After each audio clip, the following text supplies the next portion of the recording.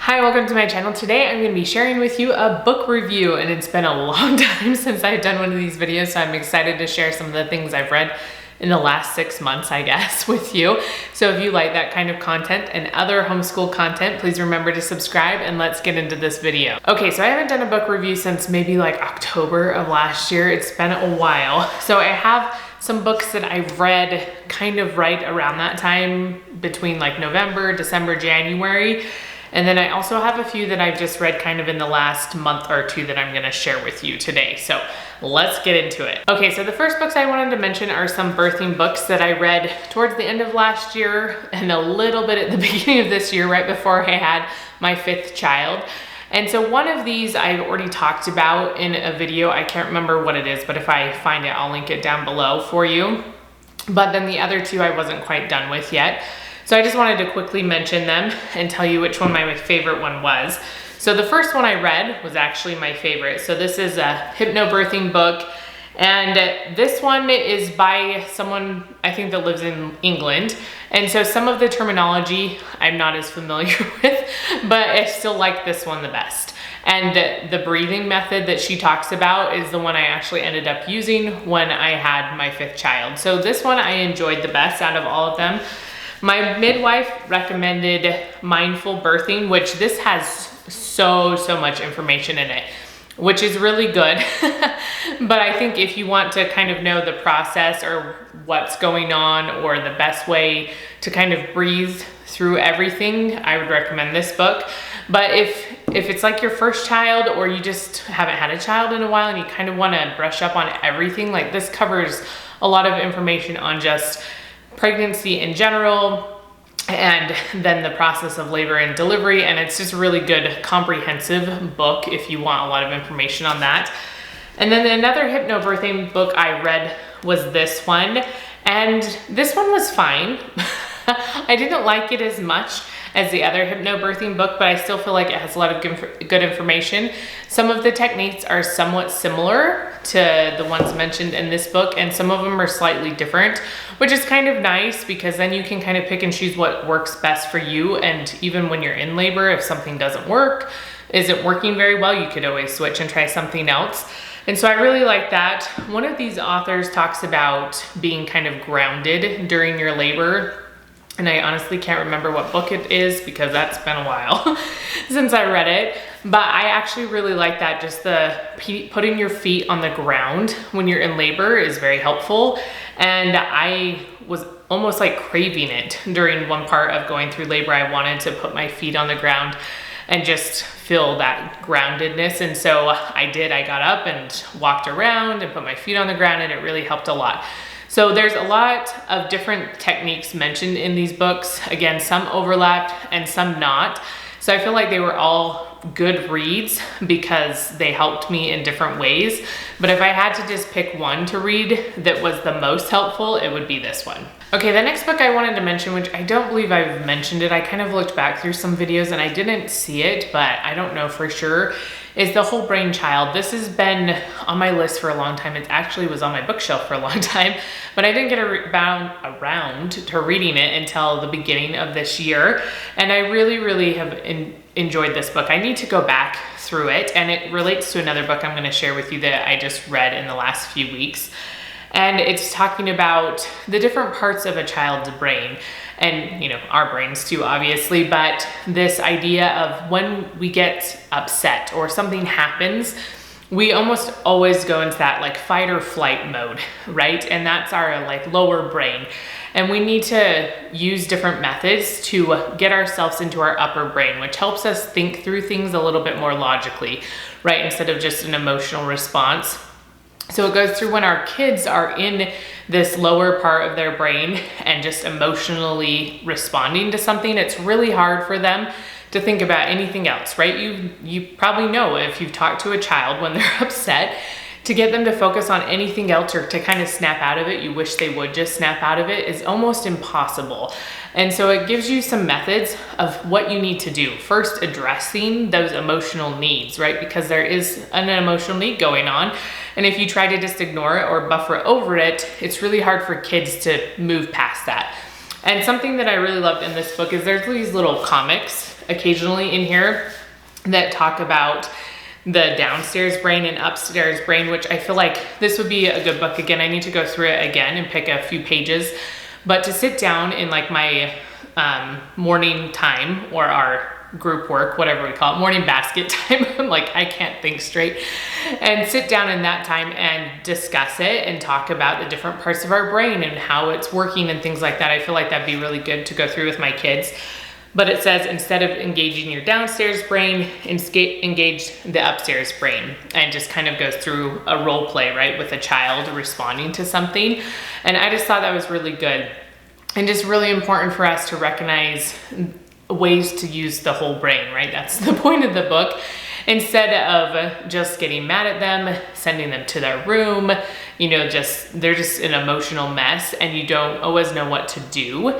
And you think I feel like we get into this idea of, oh, we have to punish them because they're being emotional, they're throwing a tantrum, all these different things, where in reality, they probably just don't know how to handle it, or we're misunderstanding what the issue is. And if we just be able to relate to that downstairs brain, we could get them to move to the upstairs brain and discuss something a little bit more logically. And this gives you some ways to do that. So I really enjoyed this book. I feel like it's helpful for everyone. You know, I study human development, so I really liked it. But I think for any parent or anyone around children, this is a very, very helpful book. Okay, another book I wanted to quickly mention, kind of this honorable mention, is Before We Were Yours. And this, I believe, was on my book list from last year, but I think I didn't read it till this year. I don't really remember. December to January, all that is kind of a blur, so I don't know for sure, but we did get to it.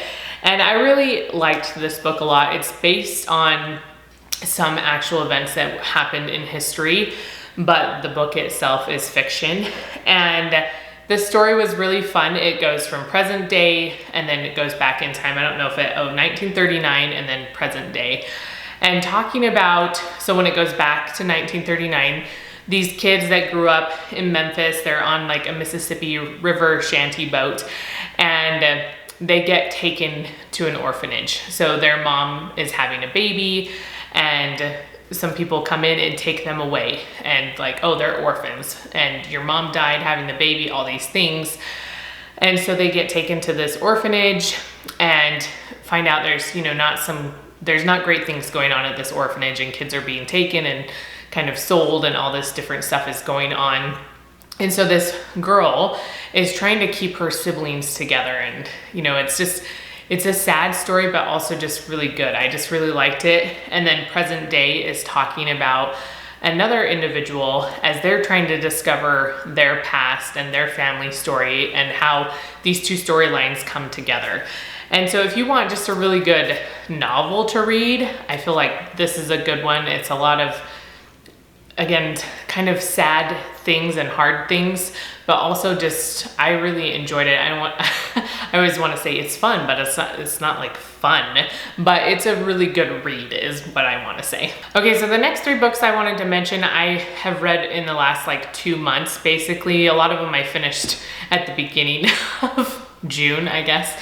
And then one of them I just finished a couple, like last week or something like that. And the first 2 are both more church type books. So I'm a member of the Church of Jesus Christ of Latter-day Saints, and I feel like anybody could read these. They just have a little bit more church language in them that you might not be as familiar with if you're not familiar with the church, and so that might be the only difficult thing. They do mention like scriptures from the Book of Mormon and from the Bible, but I feel like they're really good for anybody to read. So this one my husband actually got for me, which was super cute of him, because he saw it talks about attachment. You know, attachment in human development is a big thing. And so it goes through, you know, secure attachment, insecure, avoidant, you know, all these different attachment styles. So my husband saw that someone was writing about that. You know, he thought of me with my human development background and got it for me. And this is just a really great book. It talks about our attachment to God and how that can be influenced by our attachment from our own parents and from those around us, and it goes through some of those relationships, and even if we didn't have a secure attachment with our parents, how we can still create a secure attachment with God, and that understanding, trusting relationship that we can gain with him. So I just thought it was really good. It was a very interesting, different perspective, but totally made sense to me that we could relate it to attachments in human development because it's the same kind of idea. And I don't know if there's anything else I wanted to say about that, but I really enjoyed this book. And if you're looking for something like that, if you study human development, if you know anything about different types of attachments to children, then you might actually really enjoy this book and get a new perspective on what attachment means. Okay, the next kind of church book I want to mention is The Law of Love. This is by Steve Young, and he is a member of the Church of Jesus Christ of Latter-day Saints. And I really, really liked this book a lot. We read it for book club, but I didn't end up going to book club, but that's why I started reading it in the first place. And he talks about the importance of focusing on love and relationships, right? There's things that drive us to be obedient or to follow God or to follow anybody for that matter. And, we can be driven by fear, by a desire to be obedient, or by love. And all of those play different roles in our lives. When we're kids, it's sort of out of fear, right? To be obedient, like don't go in the road, you're gonna get hit by a car. Things like that, right? That are necessary for us to survive when we're that age. And there's a purpose for all of these things. We want to be obedient, but then being obedient because we love God is the highest tier, or because we love others. Doing things out of love is the highest form of obedience that we can achieve in our lives, or reason for being obedient. And he kind of talks about that in here and talks about some of his football history and shares some fun stories. And yeah, they were just fun to read and to learn more about him. He talks about his personal life. He struggled a lot with like anxiety and all that kind of stuff, and he shares some of those things in here, but then just talks about the importance of focusing on love. That should be the highest thing that we're focusing on all the time. And how I feel like I see this in my life, and I'm going to tell you an example real quick. So up the street from me is a photographer, and she's talked to me before about how her goal is to create a community of photographers where everybody can come and learn and grow together, because she saw so many photographers when she first started that was like, no, I'm not going to tell you my favorite spots to go take pictures, because then you'll know and it won't be mine anymore. It will not be a secret. And so she's like, I want a place where, if I find a cool spot, I'm going to tell these other photographers we're going to work together instead of you lose and I win. It's a win-win situation. How can we both win in this situation? And Steve Young talks about that as well, of how we can make it a win-win situation instead of going into everything thinking that someone's gonna win and someone's gonna lose, right?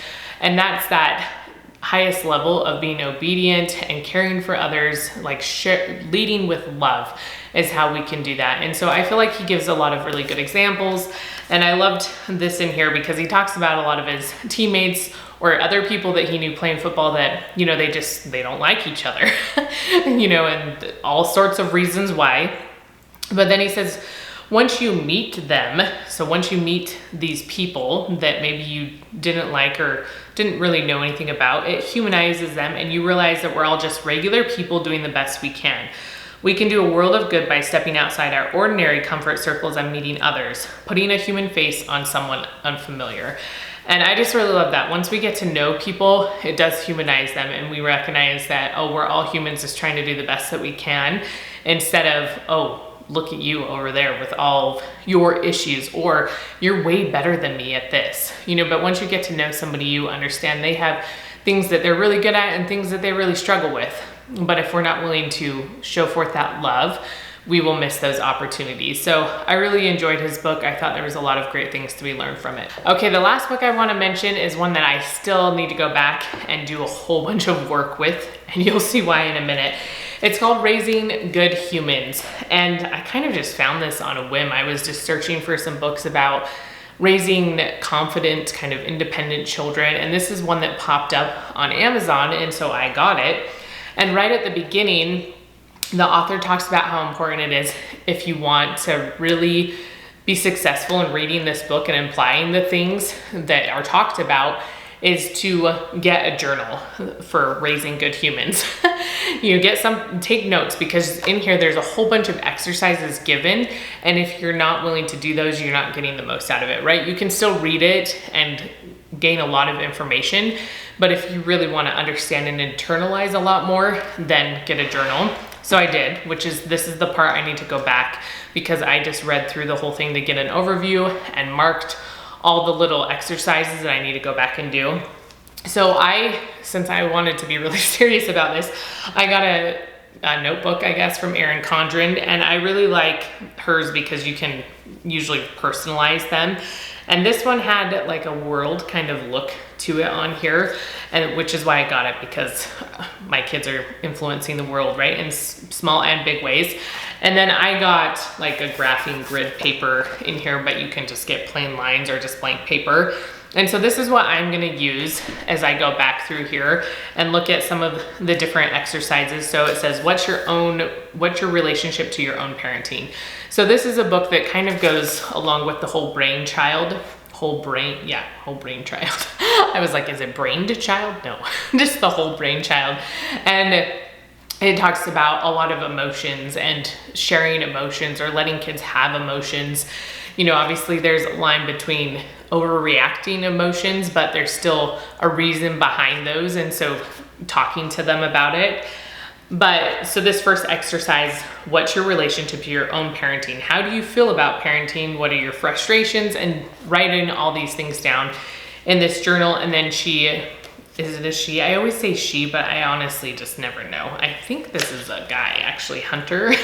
And so anyway, so as you go through all these things and you're able to do all these exercises, it adds a lot of value to this book.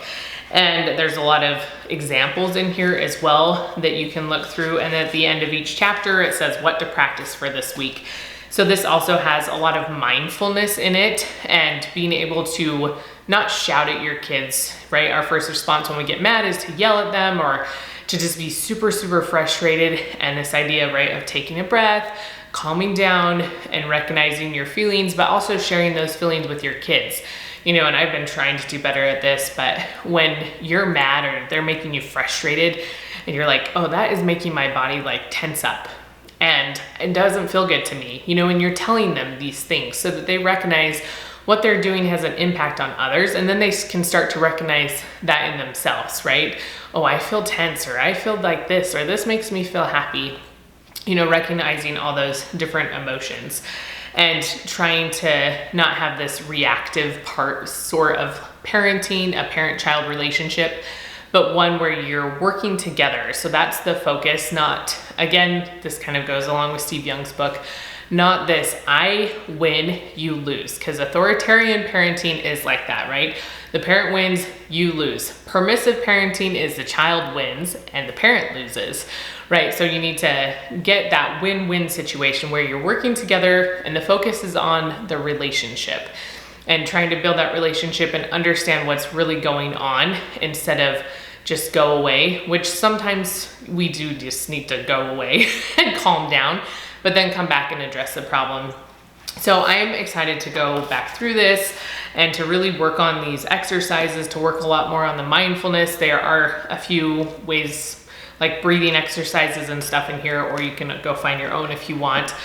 But I feel like there's so much to be learned from this book, and I'm really excited to go back through it. So hopefully it will be helpful for me. Okay, so those are some of the books that I've kind of been reading over the last 6 months. Hopefully I'll get more consistent with these videos. I'm hoping again to do them every single month. I know they're not everyone's favorite thing, but reading books and just books in general are a huge part of my life and one of my favorite things. And so I like to share them on here with you, just things that I'm going through. And so if you have book suggestions, please put them down below, because some of my favorite books have come from your suggestions. And remember to give this video a thumbs up, and I will see you next time.